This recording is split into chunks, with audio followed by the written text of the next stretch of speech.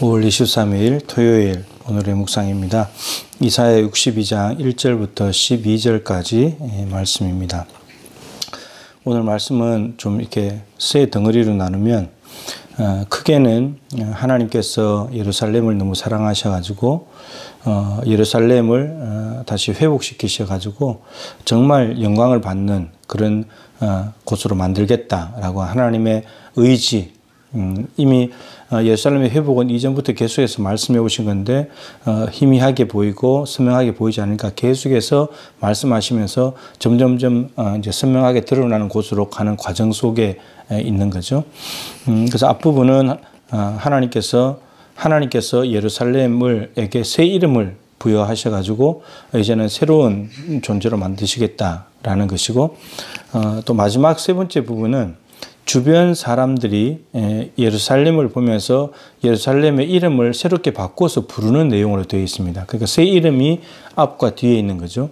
근데 그 사이에 이제 파수꾼에 대한 이야기가 있습니다.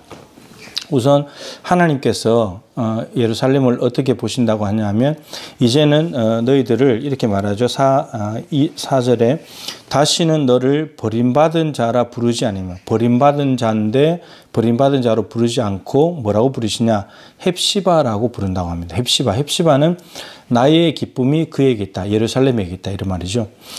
버림받은 자는 이제 하나님으로부터 버림받았기 때문에 하나님이 영광이 떠나버렸고 버림받은 자인데, 이제는 버림받은 자가 아니라 하나님의 기쁨이 있는 그런 곳으로 하나님께서 새롭게 예루살렘을 만드시겠다라고 하는 거죠. 그리고는 다시는 내 땅을 황무지라 부르지 아니하고, 황무지는 사람이 살지 않는 곳, 먹고 마시고 입는 것이 없는 곳, 짐승들이 사는 곳, 사람들이 가기 싫은 곳, 아무것도 없는 곳이죠. 근데 그런 곳을 어떻게 바꾸시냐면 내 땅을 뷸라라 하리라. 뷸라는 결혼한 사람, 결혼한 여자, 이제 이런 뜻인데, 결혼이라는 것은 남녀의 언약 관계잖아요. 하나님과 이스라엘 백성들이 언약을 맺는. 그래서 이제 하나님으로부터 엄청나게 많은 은혜와 복과 풍성함을 누리며 살아가는 그런 예루살렘이 되게 하겠다. 황무지가 아니고 이제는 풍성한 땅이 되게 하신다는 하나님의 그 놀라운 은혜와 영광을 이야기를 하는 거죠. 하나님께서 예루살렘을 헵시바 뷸라로 부르시겠다, 그렇게 만들겠다고 말씀하셨고, 마지막에 그러면 사람들이 예루살렘을 어떻게 하냐, 예루살렘에서 나갔던 포로들이 다 돌아오게 되었을 때 회복된 성읍을 가지고 마지막 12절에 이렇게 말했습니다. 사람들이 너를 걸어 거룩한 백성이라. 거룩한 백성, 쟤들은 뭔가 달라, 우리하고는 뭔가 다른 백성이야, 이렇게 부른다는 거죠. 그리고 여호와께서 구속하신 자, 하나님께서 예루살렘으로 모든 포로들을 다 돌아오게 하셨으니까 하나님이 직접 개입하셔가지고 바벨론을 무너뜨리시고 이스라엘 백성이 돌아왔으니까 쟤들은 하나님께 구속받은 자야, 하나님의 구원을 받은 자야, 이렇게 이야기를 한다는 거죠. 그리고 또 너를 걸어 찾은 바 된 자요, 버림받은 자, 쫓겨난 자, 잃어버린 자인 줄 알았는데 예루살렘에 하나님이 다시 모으시는 걸 보면서 쟤들은 찾은 바 된 자다, 이렇게 부른다는 거죠. 그리고 마지막으로 버림받지 아니한 성읍이라 하리라. 예루살렘이 버림받아가지고 황폐하게 되고 불타고 무너졌는데, 근데 다시금 예루살렘이 회복되었을 때 사람들이 보면서 버림받지 아니한 성읍이네, 버림받은 줄 알았는데 그렇지 않네, 이렇게 말한다는 거죠. 그래서 사람들이 볼 때에 예루살렘 백성들은 거룩한 백성이고 하나님께 구속받은 자고, 그리고 찾은 바 된 자들이고, 그리고 예루살렘 성읍은 버림받지 아니한 하나님의 손에 의해서 다시 재건축되고 다듬어진 그러한 성읍이라고 불려지게 된다, 이렇게 말합니다. 근데 하나님이 예루살렘을 새 이름을 지으시고 사람들이 예루살렘을 새롭게 부르는데 이것이 앞뒤에 있죠. 근데 그러면 감싸고 있는 건데 중간에 있는 것이 중요합니다. 중간에 있는 이 일이 있어야지 이게 가능하다는 말이거든요. 가는 데는 뭐가 있냐면 파수꾼 이야기가 있어요.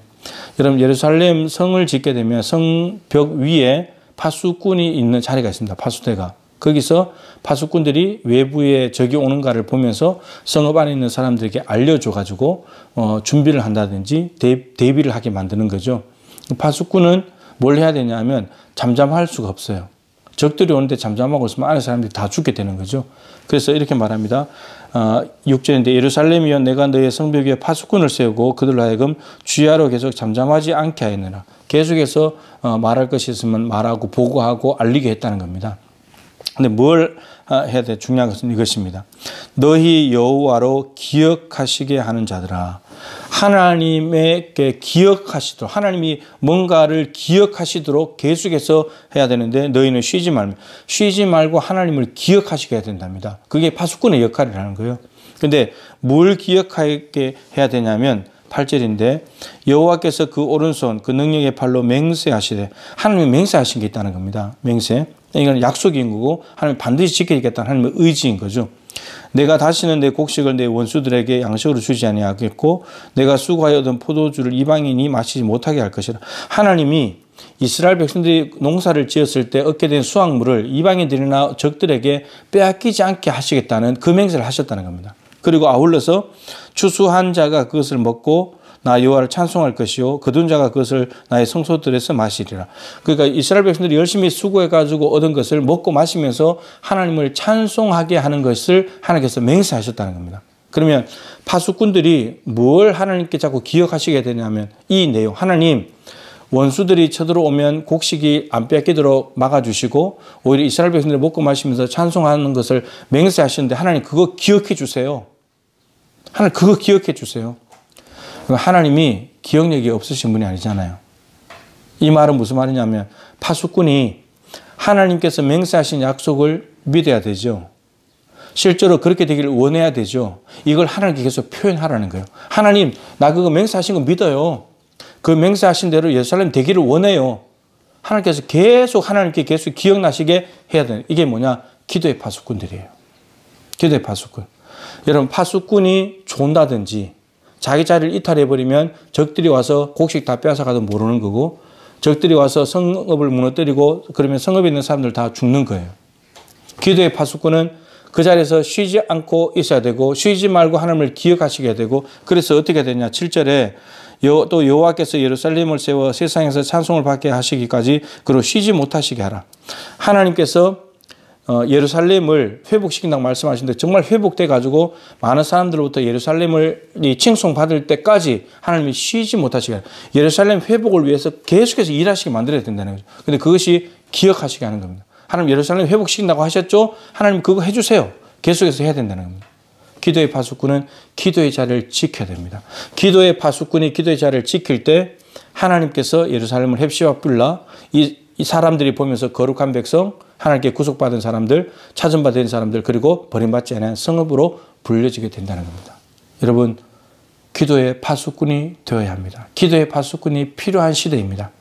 우리가 기도의 파수꾼이 되어서 정말 예루살렘을 새롭게 회복하시는 하나님의 이 의지가 실현되어 가는 것처럼 교회를 회복시키시고 새롭게 하시고 영광 가운데 임하시기 위해서 교회를 위해서 일하시는 하나님의 열심, 그것을 우리가 끊임없이 하나님께 상기시켜 드려가지고 하나님을 압박해가지고 그래서 하나님께서 우리 교회와 이 한국교회를 회복시키셔가지고 정말 사람들이 볼 때도 한국교회 괜찮은 교회야, 하나님의 영광이 임하는 교회, 많은 사람들이 몰려오는 그런 교회 만들어갈 수 있기를 주님의 이름으로 축복합니다.